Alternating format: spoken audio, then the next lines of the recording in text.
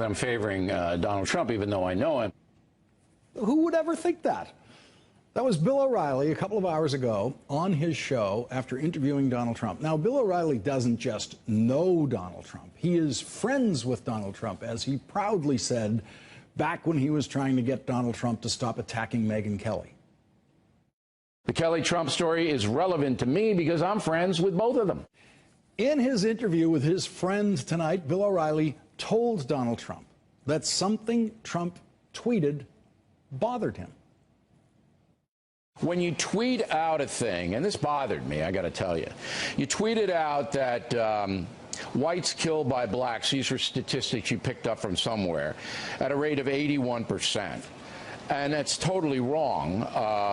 Whites killed by blacks is 15%, yet you tweeted it was 81%. That is the toughest moment that Donald Trump has ever had on his friend Bill O'Reilly's show. And as we showed you earlier, Trump's defense was that it was just a retweet and he can't check every statistic he uses. And the O'Reilly grilling of Trump didn't last very long. 40 seconds after bringing up the Trump tweet that bothered him, Bill O'Reilly said this to Donald Trump. Look, you know I'm looking out for you, right? You know that? Yeah, I'm looking out for you. I look out for every honest politician. I don't care what party they're in. Now, I've never heard Bill O'Reilly tell a politician that he was looking out for him. That's what Bill O'Reilly tells his audience. I'm looking out for you. He's looking out for his audience. He's there to protect them. That's what he told his friend Donald Trump tonight. He's there to protect him, looking out for him, because as Bill O'Reilly sees it, Donald Trump is an honest politician. O'Reilly's words, honest politician, came within the same minute that Bill O'Reilly asks Donald Trump about tweeting lies. Bill O'Reilly tells Donald Trump and his audience that the loudest liar he has ever seen run for president is an honest politician. Why would anyone ever suspect that Bill O'Reilly is favoring Donald Trump? Yeah, and I don't want people to think that I'm favoring Donald Trump, even though I know him. And that's tonight's last word. I watched when the World Trade Center came tumbling down.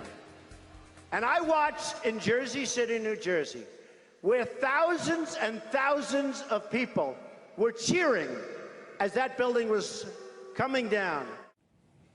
That was Donald Trump telling one of his big lies on Saturday night in Alabama. Here he is defending that big lie the next morning. You saw that with your own eyes? George, it did happen. There were people that were cheering in the other side of New Jersey where you have large Arab populations. And Trump continued the big lie tonight in Ohio, but he made the lie a little smaller by changing thousands of people to, quote, fairly large numbers. I saw in parts of New Jersey, Jersey City, but parts of New Jersey, I saw people getting together and in fairly large numbers celebrating as the World Trade Center was coming down. Of course, no one in his audience knows that he did not see that, and Trump told his audience tonight that a Washington Post article written 7 days after the September 11th attacks proved that it is true that Donald Trump personally saw people in New Jersey, thousands of people, celebrating on 9/11. In Jersey City, within hours of two jetliners plowing into the World Trade Center, law enforcement authorities detained and questioned a number of people who were allegedly seen celebrating the attacks and holding tailgate style. Tailgate, you know what that means? Tailgate. That means football games, Ohio State, thousands of people in parking lots, on roofs. Tailgate is a lot of people. Tailgate's not two people. And holding tailgate style parties on rooftops while they watched the devastation on the other side of the river. Joining us now, Michael Brendan Doherty, senior correspondent for The Week, and back with us, E.J. Dionne. And Michael, this is a gigantic challenge for the political news media. Here is someone who stands up and tells lies. And on the polite side of the media, which of course does not include this show, or much of cable news, you're simply not allowed to use the word liar. George Stephanopoulos is running, those Sunday morning shows have an air of church about them, with a certain careful liturgy that simply does not include certain words. George couldn't sit there and say, that's a lie. What is the media to do in the face of this onslaught of lies from Trump? Well, I think the news media has to reach within itself, get out of its New York Times, stay this side and the other side language, and find its inner tabloid spirit sometimes. And just say, this is an embarrassing freak show. This is a scurrilous lie against the citizens of New Jersey, among whom I once counted myself. And you know, other candidates should be jumping out in front. Other Republican candidates should say, this is a terrible lie. This man is completely unqualified to be running for this office, and he should step out of the race. But they are all too afraid of taking collateral damage from doing that. Speaking of afraid, the governor of New Jersey, you would expect, who has a role here, EJ, to stand up and defend New Jersey against this lie. Here's Chris Christie's defense of New Jersey against the big Trump lie. Chris Christie, I do not remember that. And so it's not something that was part of my recollection. I think if it had happened, I would remember it. But, you know, there could be things I forget, too. So, EJ, the other candidates aren't going to help the news media on this by labeling it for what it is. I mean, you're at the Washington Post, where you guys don't use words like lie and liar. You work within the polite framework of this kind of coverage. How do you deal with a challenge like this? Well, first of all, on the opinion pages, we can and sometimes do use the word lie. And secondly, I think that whether you use the word lie or not, there are many ways the conventional media can report what this person said isn't true, and they can say it over and over again. You have had fact-checking doing that, and you do have those little rating meters that essentially show that somebody lied. And so I think there are plenty of ways to do it. The question is, can you do it often enough and over to make the point that this stuff just isn't true? And that Chris Christie quote is really remarkable, because this is a guy whose whole stand is that he's a tough guy willing to call it as it is. And to say that maybe his memory was faulty on this, that's extraordinary. I guess it shows that when a candidate has 25 to 30% of the vote, candidates are more afraid of not getting a piece of that. It's somewhere down the road than they are just telling the truth and calling a guy out. Yeah, there is no problem of memory here. This didn't happen. It doesn't exist on video. None of us saw it. We were all watching the coverage very constantly during that time. It didn't happen. Trump is simply making up a lie. Another lie that he put out this weekend was he retweeted some completely false statistical information about black people. This is the tweet. It's about black people's involvement with crime. Absolutely outrageous falsehoods in it. And Bill O'Reilly asked him about it tonight, and the explanation, you're going to hear the defense. And what you're going to see is an old guy who tweets explaining to another old guy who doesn't tweet what a retweet is. Let's watch this.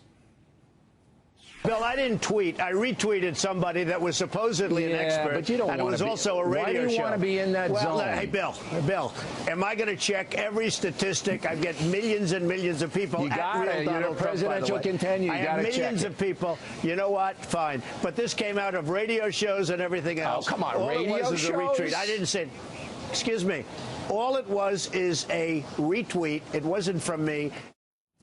So, Michael, there's the defense. Retweet. He got it from radio shows. And please, you cannot expect a presidential candidate to check statistics that he uses.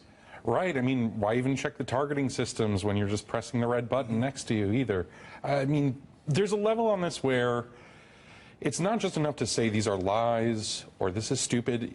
There's a level where you have to act outraged. I mean, when an outrage happens, you can't just say, well, there are two sides to this outrage. I mean, a normal person with a normal moral center would be outraged by this. And yet I have to put on a tie and a coat and talk about this man as if this were a real presidential candidate and not a kind of farce in the American story. EJ, the president's job is sorting out information. That is what the job is, and making decisions based on the best information.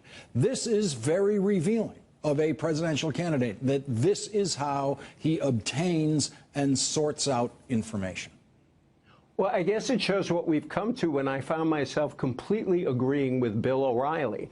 I mean, when Bill O'Reilly said you can't just toss any old numbers out there without checking it, and Trump saying, well, it came from a talk show, that was good enough. I mean, it is something that I still think will eventually catch up with Trump. But in terms of our talking about him, there's a reason we're talking about him. He's the #1 candidate in the polls on the Republican side. A lot of Republicans are saying now that they're going to vote for him. He has organized this coalition of discontent, and he may not be the guy who deserves to lead it, but he happens to be leading it right now.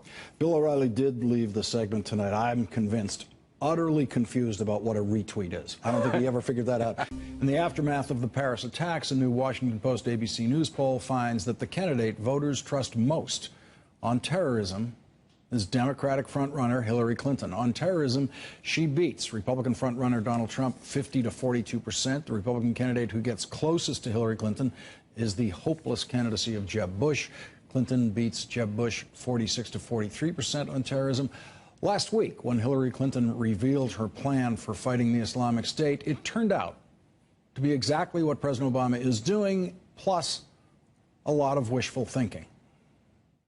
We should be honest about the fact that to be successful, airstrikes will have to be combined with ground forces actually taking back more territory from ISIS.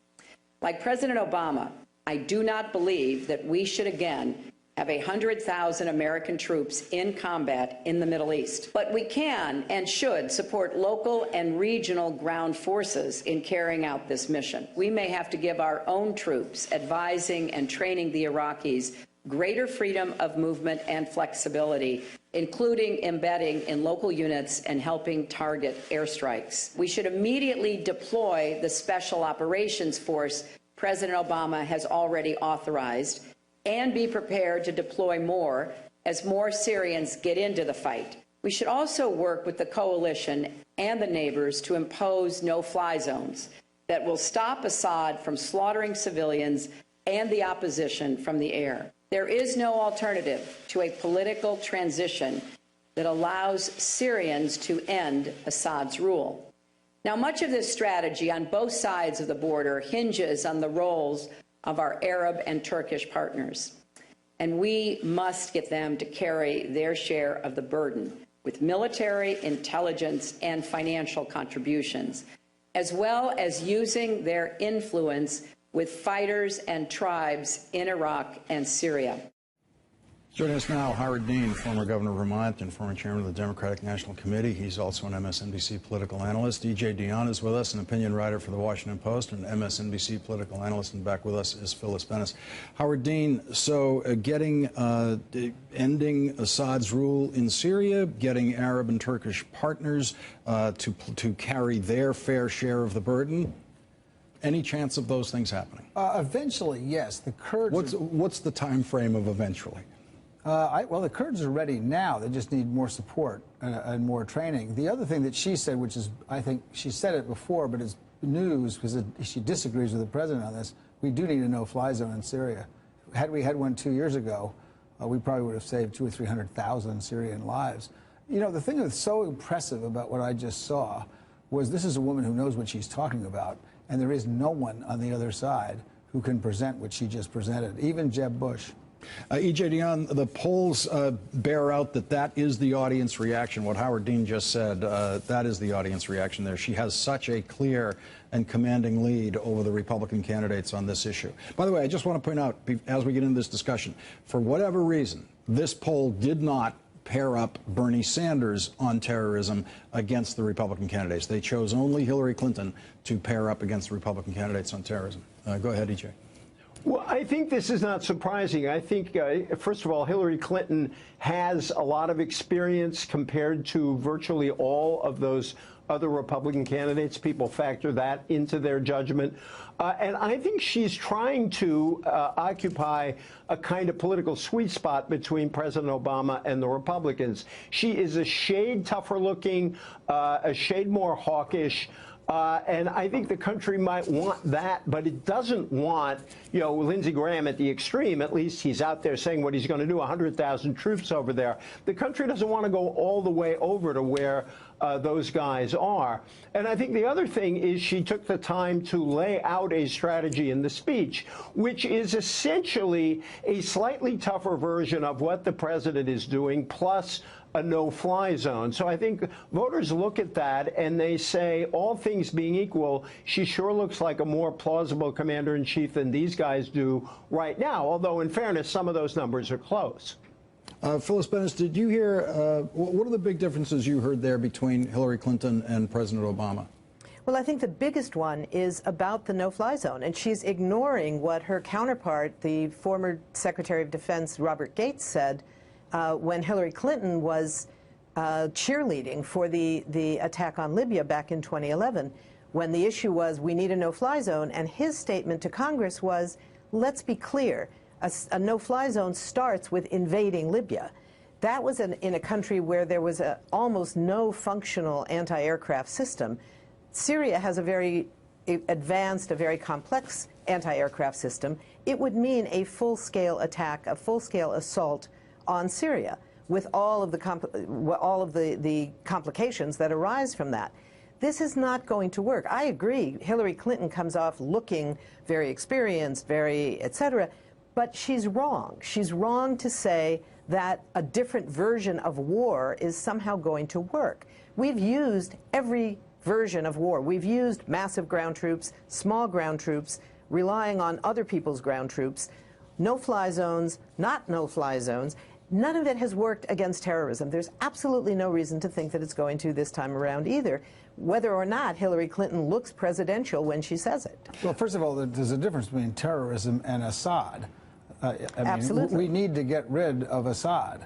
But if we get rid of Assad, that's going to put us, number one, in violation of international law, which rarely matters here in Washington. More importantly, in the immediate, it's going to put us right in direct opposition to the Russians and the Iranians, who right now, for the first time, we have a basis for actually working together on a diplomatic solution. I would disagree that it was, I mean, assassinating him, it would be a violation of international law. Getting rid of somebody who's murdered 300,000 of their own people is not against international law. I'd have to disagree with you. Well, actually, it is. But we don't have to argue that, because I agree with you, it doesn't matter. International law doesn't play enough of a role. But diplomacy does. We have the possibility for real diplomacy. There were real concessions made by the Russians, by Turkey, by Saudi Arabia, and by the United States in going into the Vienna talks. And I think all of those concessions together give some real potential to the possibility that a negotiation that is on an entirely different basis than we've seen in the past has some real potential now. EJ, go ahead. Yeah, but I think what Hillary Clinton is saying is two things. When she's talking about war, she's not talking about massive American troops who are going to take on ISIS. Right. She is talking about changing the political situation on the ground so that Sunnis who, in Iraq, for example, have allied with ISIS because they're so angry at the Shia government and what the Shia government has done, might be willing to join that fight against ISIS. Secondly, I think some of this force is precisely designed to strengthen the American bargaining hand in the negotiation. I think everybody here agrees that in the end, Assad will not be gotten rid of by military force. He's going to he's going to be pushed out slowly through a diplomatic process. And I think what Clinton is trying to do, and what the president is trying to do, I think he's inching up that way, is to strengthen our hand in those negotiations. But if there's political settlement, it's going to have to happen. Anything that looks like a no-fly zone represents a major assault on Syria. That's not going to deal with the problem of the U.S.-backed, U.S.-armed sectarian government in Baghdad. which is the major problem. I think that's for why wrong. I think a no-fly zone is absolutely essential. If we had a no-fly zone imposed 2 years ago, we wouldn't have a 500,000 Syrian And what will happen residents. when our pilots get shot down by Syria's anti-aircraft system? We would take those anti-aircraft positions out, and we have the capacity to do that. That's a full-scale war against Syria. I don't think the American people want that. I don't think it's going to help. Troops on the ground, but they will put. We're not talking about troops on the ground. I'm talking about a massive escalation in airstrikes, which is not going to solve the problem. I think the American people very much want this situation to be dealt with, and I think Hillary Clinton is the only candidate out there who actually has shown that she understands how to deal with Assad and how to deal with terrorism in Syria. I don't think she understands what her own counterpart, who was then the Secretary of Defense, has said about what a no-fly zone means and why it's not something you just declare and then it exists. To protect the Kurds was extremely successful. And I agree. 700 people were killed during that period. Has a stronger air defense, but not strong enough to overcome our ability to get rid of it. All right, we're going to have to break it there for tonight. Phyllis Bennis, thank you very much.